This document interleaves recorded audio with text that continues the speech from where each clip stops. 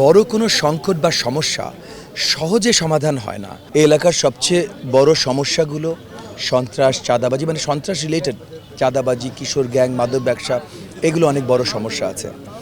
একই সাথে আপনার গ্যাস সংকট, যেটা মোরলেস জাতীয় সমস্যা, কিন্তু এই এলাকাগুলোতে আরও বেশি ঘনীভূত। এখানে রাস্তার দুরবস্থা, পানিবদ্ধতা, অনেক ধরনের সমস্যা। সো এই সব সমস্যাগুলো সমাধানে আমরা ইতিমধ্যে মানে সরকারি ক্ষমতার বাইরে থেকে যতখানি কাজ করা যায় আমরা করছি। যেমন আজকেও এখানেও এই যে এই মন্দিরের এলাকায় ওনাদের সাথে একটু আলোচনা করতে বসেছিলাম, এখানেও যে আলোচনাটা হচ্ছিল যে বসিলা থেকে শুরু করে অনেক জায়গায় যে জায়গাগুলোতে কিশোর গ্যাংট্যাগের উপদ্রব সবচেয়ে বেশি, সেই জায়গাগুলোতে ইতিমধ্যে ওই অত্র এলাকার থানাগুলোতে আমরা প্রেশার দিয়েছি পুলিশ বক্স তৈরি করবার জন্য, এবং কয়েকটা স্পটে থানা ইতিমধ্যে আমাদেরকে এগ্রি করেছেন যে তারা বসাবেন, ইনশাআল্লাহ তারা জলদি বসাবেন। এরকম বেশ কিছু জায়গায় আবার আমরা এলাকাবাসীদের সাথে নিয়ে সিসিটিভি ক্যামেরা লাগিয়ে যেগুলো থানার সাথে কানেক্ট করিয়ে দিয়েছি, এলাকাবাসীর সাথে কানেক্ট করিয়ে দিয়েছি। এলাকাবাসীদের নিয়ে আমরা টহল দেবার জন্য ভলেন্টিয়ার টিমস তৈরি করেছি। সো অনেক কিছু আমরা এরকম করছি। জলবদ্ধতা সরাবার নিরসন করবার জন্য খাল পরিষ্কার কর্মসূচি আমরা করেছি। সেরকম অনেক ধরনের কাজ আমরা অলরেডি করছি। হিউস্টনে রকিং টেস্টি, সীমানা ছাড়াও নিজেকে হারাও।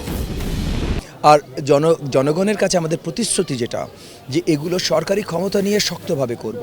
বড় কোনো সংকট বা সমস্যা সহজে সমাধান হয় না, তবে অনেক কাজ যদি করেন এবং সঠিক কাজগুলো যদি করা হয় সঠিকভাবে, তখন সমাধানের পথে নিশ্চয়ই যাবে। সমস্যাও তো কোনো না কোনো কারণে কোনো না কোনো ভাবে শুরু হয়েছিল। সো এই যে যেমন সন্ত্রাস সমস্যা ধরেন, সন্ত্রাস সমস্যা এককালে শুরু হয়েছিল জমি দখলের সাথে কেন্দ্র করে। জমি দখলের জন্য গুন্ডা বাহিনী দরকার, এরপর আস্তে আস্তে রাজনৈতিক গুন্ডা বাহিনীতে আসলো, যেটা গত 15 বছর আমরা শক্তভাবে দেখেছি। এরপর ওই গুন্ডা বাহিনী যদি আছেই, তাহলে ওই গুন্ডা বাহিনী দিয়ে ছিনতাই, আপনার অন্য ধরনের রাহাজানি, চাঁদা তোলা, আপনার মাদক ব্যবসা, এগুলো অনেক কিছু করা যায়। সো এগুলো ক্রমাগত বেড়েছে।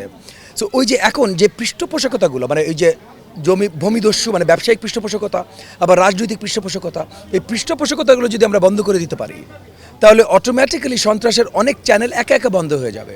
শুনেন, আমরা নির্বাচনী কম্পিটিশনে আছি, সবাই সবসময় সব কিছু মেনে চলবে আমি বুঝতে পারি।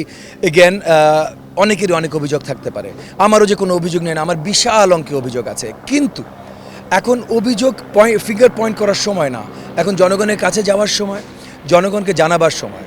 সো আমি পজিটিভভাবে, মানে ইতিবাচকভাবে আমাদের প্রচারণার কাজগুলো করতে চাচ্ছি, চেষ্টা করছি, করে যাচ্ছি। বাকি কে কী করলো পরে দেখা যাবে ভাই। এখন আমাদের একমাত্র কথা, 12 তারিখ সারাদিন ধানের শীষে ভোট।